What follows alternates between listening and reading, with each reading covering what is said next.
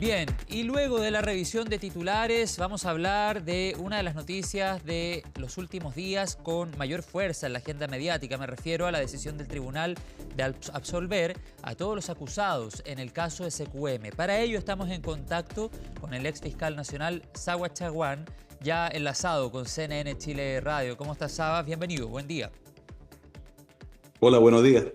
Sabas, ¿cómo califica esta decisión? ¿Usted también coincide en que significa un fracaso para el Ministerio Público, para la Fiscalía? Mira, yo creo que es un fracaso, absolutamente, porque primero hay un alargamiento excesivo del procedimiento y ahí un fracaso del sistema entero. No puede ser que haya más de 2 años y medio de juicio, más la audiencia de preparación del juicio oral, haya estado un año más, y tampoco puede haber una investigación tan larga. O sea, puede haberla, pero no debe haberlo. Creo que se desnaturaliza el procedimiento, se pierde la inmediación, que es la idea de que los jueces estén directamente en contacto con los testigos, los documentos, etcétera, pero los jueces no se van a acordar después de 2 años de lo que dieron en la audiencia hace tanto tiempo, digamos, por mucho que anoten. Entonces ahí hay un tema de desnaturalización del sistema. Lo otro es que eh, de, usted se acordará que, bueno, yo ahora estoy de candidato a diputado, pero fui fiscal nacional, Lo ¿no es sé, cierto? así lo presentamos, claro. Entonces, sí. Sí. Entonces usted se acordará que eh, el año 2015 yo tomé a cargo mío estas investigaciones, el caso Penta, y de ahí derivó el caso SQM. Formamos un equipo de fiscales, dos que habían estado comenzado a tramitar la causa Penta, que era Pablo Norambuena y Carlos Gajardo. Sumé a Emiliano Arias, a Carmen Segura, y con posterioridad llegó Jimena Chong, pero Jimena Chong tuvo a cargo el caso Corpec. ¿Sabes? Y en ese ¿Ya? sentido, cuando usted lo Por ve eso, con la déjate, perspectiva del tiempo, termino sí, inmediato, por termino favor, inmediato. por favor. Lo que pasa es que, muy corto, lo que pasa es que estaba empezando el año 2015 a principio, porque del caso Penta, solo quería llegar, encontraron boleta de SQM, ¿ya? Pero cuando yo entregué el cargo, porque dura 8 años, se desarmaron esos equipos. Primer error. Después puedo seguir, pero perdón, tú me querías Sí, es preguntar algo. que justamente cuando usted hace este análisis con la perspectiva del tiempo, usted estuvo en la Fiscalía Nacional, si mal no recuerdo, hasta el año 2015. Estaba recordando el caso Penta, el caso SQM. ¿Se puede considerar un error que investigaciones de estas características hayan pasado por diferentes fiscalías? Y le agrego otra pregunta. ¿Es un error también que haya pasado por diferentes equipos que no necesariamente estaban 100% preparados? En críticas en ese sentido hacía el día de ayer en CNN Prime el ex fiscal Carlos Gajardo. A ver, yo creo que el cambio de equipo fue, como lo dije y es lo que estaba explicando, fue perjudicial. Porque acá había un equipo de fiscales que lo formé y yo dirigía expresamente dedicado a estas causas. Expresamente dedicado. Por la complejidad, por la enorme cantidad de documentos, por la enorme cantidad de implicados. De verdad eran cientos de imputados en un principio. Y claro, si Gajardo Carlos dijo eso, tiene toda la razón. Es perjudicial los cambios de equipo. O sea, si estaba todo concentrado en una mano, bajo la dirección del fiscal nacional, que es una facultad especial, ¿ya? La utilicé de acuerdo a la ley orgánica, eh, desarmar los equipos y tirar a uno a Valparaíso, SQM, a otro Penta, etcétera, claro que es perjudicial. Si venía un solo equipo tramitándola y conociéndola. Entonces, creo que tiene toda la razón, digamos. Ahora, otra cosa, con posterioridad, esos equipos nuevos eh, ¿Pero cómo se explica eso, tampoco, Sabas? ¿Hubo pero intención de espérame. desarticular desde dentro la investigación? Mira, lo que te quería decir es que esos equipos de igual después se demoraron demasiado, Pero por eso le digo, demasiado. ¿cómo se explica esa No situación? Porque tengo, aquí hay una no, no, cabeza a no, nivel no nacional, tengo, que luego fue el sí, fiscal claro. nacional Jorge Abbott. ¿Cómo se explica que haya pasado por diferentes equipos? ¿Se critica la falta de experiencia, por ejemplo, de algunos fiscales para llevar adelante una investigación de estas características? Con la perspectiva del tiempo, ¿usted cree que hubo intención en la interna o con influencia externa, tal vez con influencia política incluso, de desarticular esta investigación? Bueno, eso es lo que le han achacado siempre un poco a Jorge Abot, digamos. Eso habría que preguntárselo a él. Yo no creo que haya habido una intención expresa. Sí creo que fue un error rotundo, grande, porque ahora esto es un papelón. Ahora, lo que sí hay que tener presente es que esta sentencia no es sentencia propiamente tal, sino que es lo que se llama el veredicto. El veredicto en el fondo equivale a la decisión. Culpable o inocente, absolvemos o condenamos, ¿ya?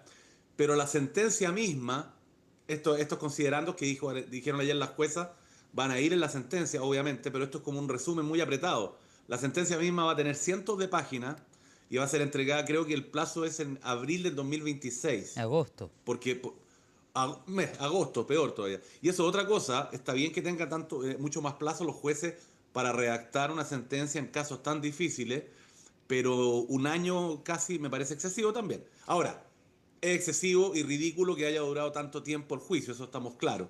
Ahora, con respecto a la cantidad de pruebas, por eso le decía al principio, y no por hacerme propaganda, sino que estoy de candidato a diputado y pretendo presentar un proyecto a la brevedad posible, si es que me elige la gente, obvio. No puede ser que se tengan que leer 14.000 documentos en un juicio. Y me explico muy breve, muy breve. Si yo quiero demostrar que usted y yo somos los representantes legales de una sociedad, podemos leer la cláusula respectiva, la parte de la escritura donde dice que somos los representantes. Pero si las partes del juicio no están de acuerdo, me hacen leer toda la escritura, que puede tener 40 páginas, lo cual es absolutamente ridículo. Esa es una reforma puntual que evitaría largas y largas jornadas de lectura de documentos. Saba, Dígame. analizando este caso, lo decíamos también esta mañana, el caso Penta termina con clases de ética, el caso SQM con todos absueltos, no necesariamente con todos los políticos que en algún minuto fueron sindicados llevados a juicio. El día de ayer fueron absueltos 8 personas y recordemos que en su minuto, si retrocedemos más de 10 años atrás, se sindicaba gran parte de la clase política con un eventual financiamiento irregular de la política. Quiero preguntarle dos cosas. ¿Usted cree que la Fiscalía arriesga una condena en costas pensando en el próximo año y eventualmente lo que podría pasar cuando se lea el veredicto? Y le agrego otra pregunta en virtud del tiempo. ¿No queda la sensación que luego de una absolución de estas características, no queda la sensación en la ciudadanía que en Chile nunca existió financiamiento irregular de la política? Esa sensación sería errónea, es un error. Sí hubo financiamiento ilegal de la política y hay condenados. Hay condenados por financiamiento ilegal de la política. Recuerde al señor Jovino Novoa, que Sí, falleció, pero fue fueron los menos. condenado. Bueno, pero fueron condenados cuando yo estaba a cargo de la investigación. Después yo no puedo responder de lo que pasó después. Pero también hay que decir algo, la probabilidad de que esto se revierta es baja, pero ¿por qué estás hablando de la sentencia? Perdona, que va a salir, y usted me corrige muy, muy bien, que va a salir en agosto, yo pensaba que en abril. El 5 de Es agosto. demasiado ese plazo. El 5 de agosto, imagínese. Bueno, el 5 de agosto, desde el 5 de agosto del año que viene, le van a empezar a correr a la Fiscalía 10 días para presentar un recurso de nulidad. Y ese recurso de nulidad, si ya está acogido, podría implicar que se haga todo el juicio de nuevo o que se cambie la sentencia. En este caso tendría que hacerse el juicio entero de nuevo. Lo cual es muy poco probable porque los recursos de nulidad estadísticamente no prosperan en más de un 10%, pero para que la ciudadanía esté enterada que esto todavía formalmente no ha terminado. Es muy poco probable que se revierta, pero hay una posibilidad que la Fiscalía eventualmente en un año más, casi un año más, recurra a la nulidad. Y usted decía al comienzo, este es un papelón, un fracaso para el Ministerio Público. ¿Qué críticas reconoce en torno al actuar del tribunal? Por ejemplo, cuando el tribunal dice, Pablo Longueira no actuó como senador porque escribió de un correo @hotmail. ¿Cuál es la señal que le deja ahí, por ejemplo, para las actuales generaciones de la política? No, claro, tienes toda la razón. No, eso no. Me parece que es un error de la jueza, porque si no cualquiera escribiría me invento un correo con un nombre ficticio y escribo, pero soy yo mismo. O sea, lo que está tratando de decir es que no hubo ejercicio del cargo, tal vez, ¿me explico? Pero eso es un desdoblamiento que no estoy de acuerdo, porque yo puedo estar escribiendo como senador, oye, aprueben tales indicaciones, y escribir desde un correo @patan.cl, digamos, ¿me explico? Entonces creo que es una distinción forzada, es una distinción forzada. y la sensación que queda en la ciudadanía es la de fastidio, de hastío, mucha gente me lo dice en la calle, sabe que no pasa nada, todos los políticos salen indemnes, pero no, eso no puede ser, no es lo que queremos como sociedad. Hay 5 parlamentarios desaforados. Hay parlamentarios que están con prisión preventiva, otros con arresto domiciliario total. ¿Qué clase política estamos teniendo? Entonces, este tipo de procedimientos son súper importantes. Por eso digo que es un papelón para la Fiscalía. A su juicio, Sabas, ¿las personas que fueron absueltas el día de ayer son inocentes? Mira, yo sería muy poco riguroso si dijera que son inocentes o culpables, porque recordemos que cuando el 2015 recién se había salido esta hebra que involucraba a Longueira y involucraba, bueno, Marco Enrique estuvo harto tiempo sin querer ir a declarar y declaró cuando yo ya no estaba de fiscal nacional, el Longueira estaba citado a declarar recién, ¿ya? Pero lo que había en ese momento indicaba que tenían responsabilidad por financiamiento ilegal de la política y eventualmente por cohecho alguno. Si los magistrados después de 2 años de juicio piensan distinto, bueno, los que llevaron esto a juicio tienen que responder. Esto no puede quedar así. Esto no puede quedar así, tienen que explicarle a la ciudadanía. El fiscal nacional actual tiene que convocar a los equipos y eventualmente hacer un sumario si es que hay infracciones administrativas por estar tanto tiempo Bueno, claro. dilatando, por así decirlo, esto. Bueno, y en ese sentido, la fiscal regional de Valparaíso, Claudia Peribancic, decía, aquí también hubo una extensión de esta investigación porque muchas veces las defensas presentaron recursos o pidieron que se reinvestigara determinado hecho. ¿Cree que son responsabilidades compartidas o la mayor dilación cae precisamente en la fiscalía? Mire, lo que pasa es que las defensas pueden tener una actitud detestable a veces, pueden dilatar adrede, a propósito, los procedimientos, para que pase esto, digamos, que después tenga mucho tiempo, se olvide el tema, etcétera. Pueden hacerlo, pero son las reglas del juego, ¿ya? Es como si tengo perdona, me gusta mucho el fútbol, si tengo un equipo que se refugia a todo el equipo atrás y no ataca nunca, y en un contragolpe me hacen un gol, bueno, jugaron feo, son ratones, como se dice, pero son las reglas del juego. Es labor de la fiscalía apurar lo más posible. Y también hay temas que hay que revisar. Por eso dije que también es un error sistémico. ¿Ah? Hay que revisar porque puede haber errores los propios tribunales también en aceptar tantas dilaciones. Si ellos tienen herramientas, por ejemplo, si un abogado está hablando todo el día, para cortarle el tiempo, decirle, oiga, ¿sabe qué? Tiene 2 horas para hablar, no un día entero. Y esas herramientas hay que ver si se ocuparon correctamente. Sabas, ya a modo de reflexión en esta conversación que hemos sostenido esta mañana de CNN Chile Radio y también, insisto en el concepto, con la perspectiva del tiempo y en su experiencia, ¿dónde radican las mayores responsabilidades de este verdadero papelón, como lo ha definido usted? La Fiscalía, entonces encabezada por Jorge Abbott, ¿cree que allí hay una responsabilidad grande? ¿O incluso el propio Servicio de Impuestos Internos, algunos otros actores, el tribunal, el sistema en general? ¿Cuál es el análisis que usted puede hacer a estas alturas? Qué buena la pregunta porque se me había olvidado. Perfecto. Por supuesto que hay un actuar del Servicio de Impuestos Internos. La Fiscalía ya dije tiene responsabilidad, sin duda. El sistema, puede haber errores judiciales, etcétera. La principal es de la Fiscalía, sí.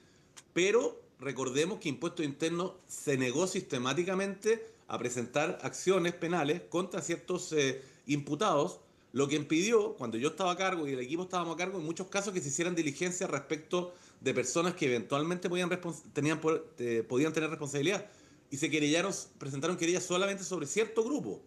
Por eso se arrancaron varios, eso hay que transparentarlo. Y perdona que te lleve de nuevo a una posible modificación legal si es que me eligen parlamentario. Hay que modificar la forma de elección del director de impuestos internos para que estos cuestionamientos no existan, para que no dependa un gobierno de turno. Y ahí sí hay responsabilidad también. Me acuerdo que en un momento, cuando estábamos a cargo de la investigación, yo les di 48 horas para que me dijeran si iban a presentar o no querella contra determinadas personas. Y no presentaron ni una querella. Entonces, para ese lado. Porque ¿qué pasa? La Fiscalía puede investigar un poco, pero si no presenta una acción el Servicio de Impuestos Internos, no lo puede acusar a las personas.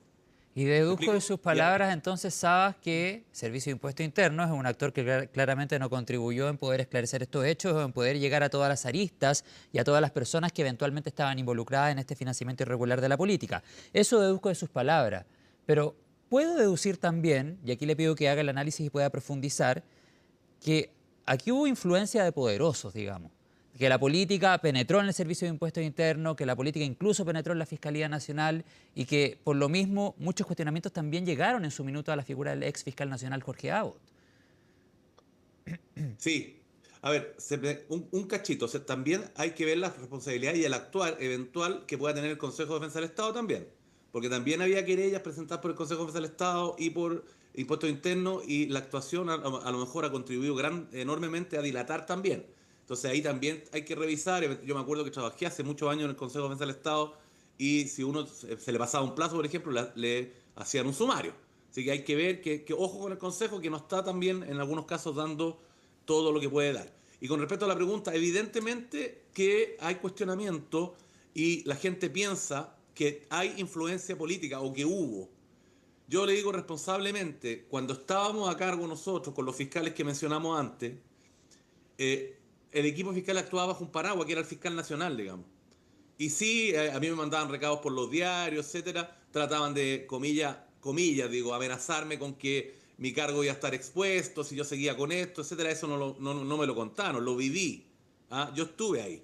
Y a mí me dijeron que si se seguía investigando, esto se iba a ir al tacho, que no iba a haber fiscal nacional que aguantara, que iban a caer ministro de Corte Suprema, senador, etcétera. ¿Quién le dijo y la eso? Respuesta fue, no, sí, ya me han preguntado y nunca lo voy a decir porque ya no existen, ya no tienen poder, me da lo mismo. Pero fueron 2 personas de lado y lado. 3 personas, pero da lo mismo. Sí, lo dije yo, lo conté hace más de un año esto en un programa, en CNN también, en Tolerancia Cero, claro, no CNN Radio.